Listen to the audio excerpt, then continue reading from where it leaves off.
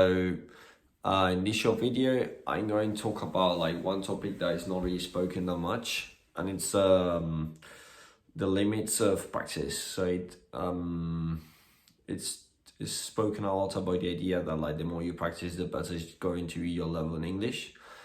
And to some extent I agree, but to some extent I don't really agree. The thing is, like, practice doesn't make perfect. Practice makes permanent. So if you like ingrain bad habits, then you are going to keep doing bad habits and continuing internalizing more bad habits with more practice. Not good.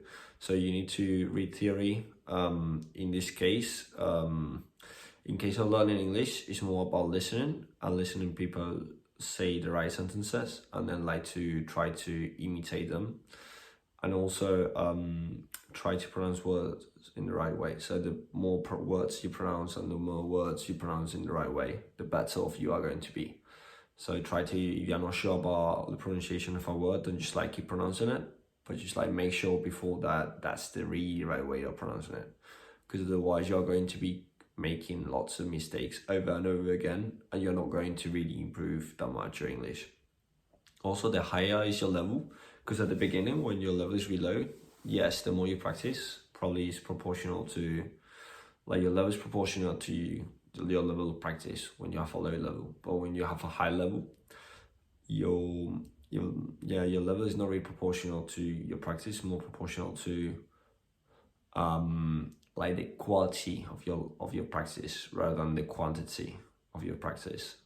So if your quality, you're practicing in the right way, like learning the right things and correcting the mistakes that you were making before, then yes, you're going to improve. So when your level is low, basically it's more about quantity of practicing in general. Doesn't really matter that you're doing necessarily the best job, but as long as you are practicing, you will be improving. And once you get to a higher level, it's more about quality. It doesn't really matter anymore like how much practice do you make. It matters more that what you practice has quality, that you are improving in certain areas. Yeah, that's all I want to talk about. So be careful once you're already fluent, once you're already be able to have a decent conversation with someone. Of course, you need to still practice, because if not, you are going to forget. However, it's not the only thing that you have to do.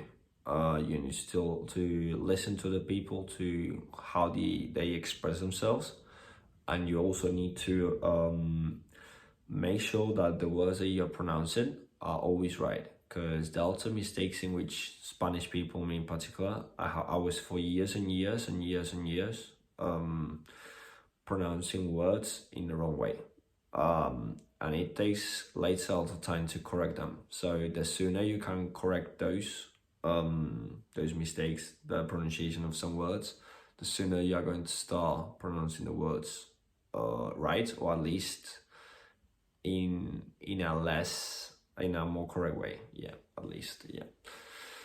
And the more conscious you are about that you are doing mistakes, the more conscious you are about correcting them. If you're not conscious that you're not making mistakes, if you're not conscious that you are making mistakes, it's really, really hard that you are going to try to change it or improve it. If you're already conscious that you are making mistakes, it's relatively easy to try to every day to correct them.